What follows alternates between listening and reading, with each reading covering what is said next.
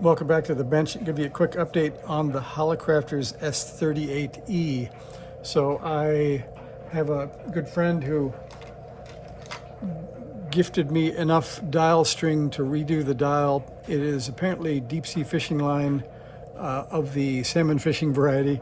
It's really sort of non-stretchy, kind of cool stuff. I've got to package that back up in the cool little box that he put it in. So it isn't the real thing, but it does actually say dial cord on it. So he had an original spool also of dial cord from way back when, and I opted for this because it looked like it might be pretty easy to deal with. So I'll return that to him, and then I'll show you what I have here. So this is the S-38 with the case off, but the front panel on. And you can see that, well, first of all, I'll show you the result of the new dial.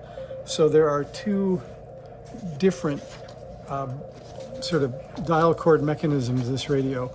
This diagram shows the, I should probably highlight this because it was confusing at first, but I'll just show you with a rough one here. So this dial cord goes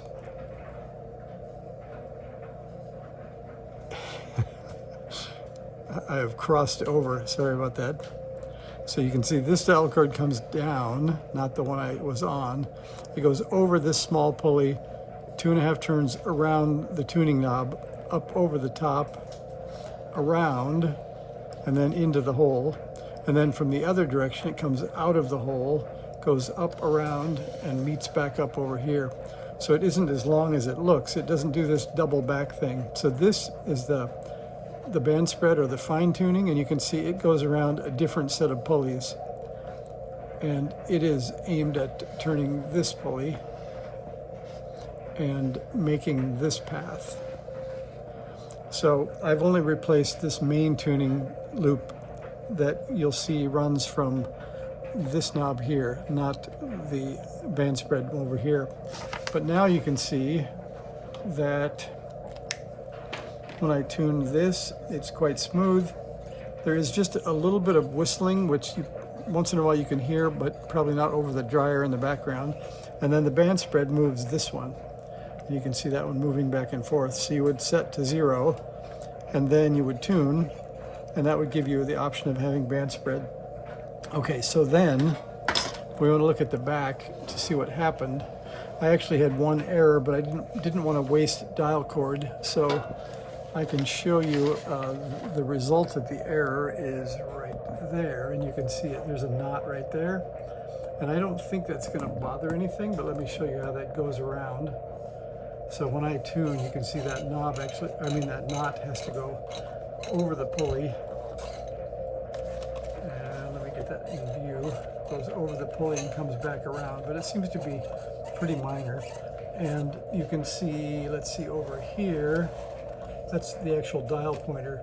So it never really bothers anything because the dial pointer can make the full path across the top, and the knot slowly makes it down, but never makes it down to the point where it touches any of the pulleys or the point where it wraps around the tuning knob.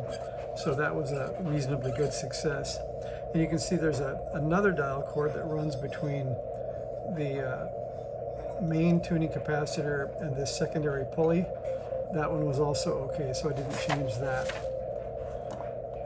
Let's see, one thing else I can show you that I saw made me kind of cringe. I saw an old video of somebody else playing with the S-38, and that was they immediately went for these screws, which, pardon me, let me zoom back. They were working on the radio, and they immediately went for these screws instead of just the 4 here that control or that hold the dial or the veneer on the front. So if you're messing around doing the dial string, you only have to take these 2 and these 2 out, and they are 1/4 inch. In fact, we can put 2 of those back in there in the bucket. They are 1/4 inch or flathead, so they're pretty easy to put on with just a 1/4 inch nut driver, and you can make quick work of that. If you don't if you don't get in the way of the dial string, which I just did. Oh, somebody's calling CQ and we're missing it. Oh, now I've dropped it down the front, so I won't put that screw in right now. I'll do it right after the video. So let's see, I'll show you one more view of, which might also get that screw out.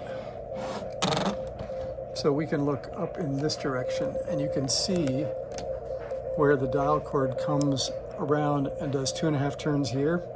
And then I'll tell you that I put it on, I got the spring on. The spring was a little bit malformed. I did pull it tighter than the spring would allow because it had been stretched. And even after doing that, it would work one direction and not the other. And so this is a little piece of orthodontic wax. And I put that on the string, and as soon as I did that, everything worked perfectly. So if you've strung your radio and it doesn't work yet, go down to Walgreens or wherever you can get orthodontic wax and just put a little bit on the string, and you can see that it turns nicely, nothing bad happens, it tracks quite nicely. So that was the fix for me, at least for a dial cord that wouldn't move, would move only one direction. So after this, we're going to go in and we're going to start doing the alignment, because right now I don't have any BFO. And this is the model that doesn't have any BFO adjustment. The word is that if the BFO control or the switch doesn't cause that one IF to oscillate, then either you have a weak tube or the IF frequency or the IF alignment hasn't been done right. And then the other thing that I'll do is I don't have a stock speaker, and I'll show you that.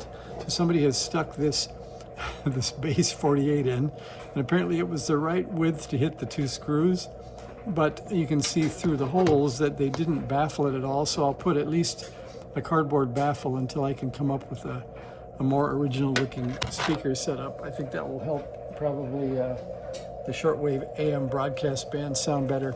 So that's all I've got for you today. That's the S-38E on the bench. And like I say, we'll get into the alignment next time, but for now we've got a dial we can turn so I can set it to the points that are required by the alignment. I do have a, a low-cost RF signal generator that we can use to set the alignment. And if you haven't found it yet, you can find the service data online. It looked like in a number of places. And it looks like to do this alignment, I've got to be able to get 455 kC, 30 megahertz, 14 megahertz, 5, 1500, and 600. Those are the alignment points, and my little generator can do that. So we'll get that set up next time and start the alignment. So thanks for watching. See ya.